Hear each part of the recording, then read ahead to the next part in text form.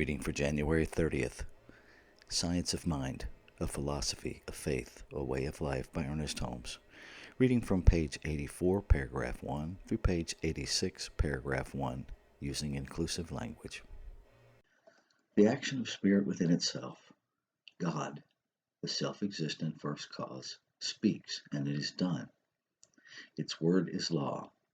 God is word. God is law. God is spirit. Spirit knows itself.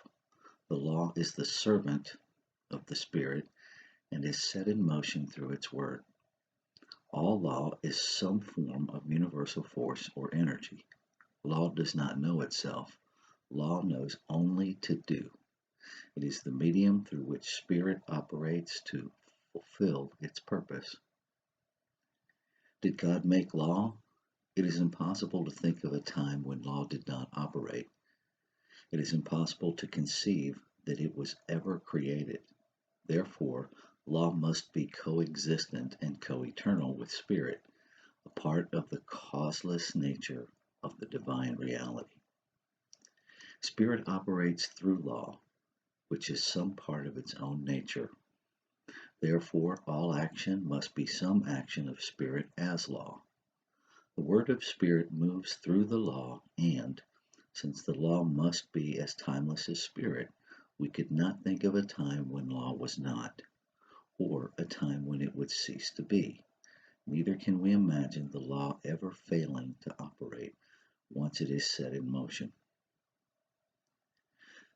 We have then an infinite spirit and an infinite law, intelligence and the way it works, God working through law, which is unfailing and certain. Creation, the activity of God, the activity of spirit, the passing of substance into form through a law which is set in motion by the word of spirit. Spirit is the same yesterday, today, and forever. So our thought cannot picture a time when the activity of spirit will cease. The whole action of spirit must be within itself, upon the law, which is also within itself, and upon the universal stuff, which is also within itself. The three, in reality, are one, the Trinity. There is something called God that makes things out of itself by becoming the things it makes, according to law and order. As nearly as the intelligence of the human race is able to judge, spirit creates by contemplation. How we understand its operation. The philosophy of applied metaphysics rests upon two or three very simple theoretical propositions. All invisible principles are theoretical, in that we cannot appraise them with our physical senses. We cannot weigh or measure them. Life, love, and beauty may be considered theoretical, in that no one has ever seen them. We see only their manifestations, but because of such manifestations, we reason that they really exist. Metaphysical work rests upon the theory that the universe is a thing of absolute intelligence, that this intelligence is self-existent, spirit was not created. It was, is, and ever will be. We are compelled to assume the actuality of an original creative energy and intelligence before which nothing comes. God, the divine or universal life principle, or whatever you choose to call it, is an original, uncreated, changeless being.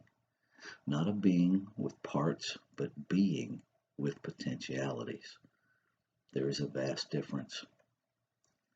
A present interpretation of the universe, according to one learned physicist, is that of an infinite thinker thinking mathematically.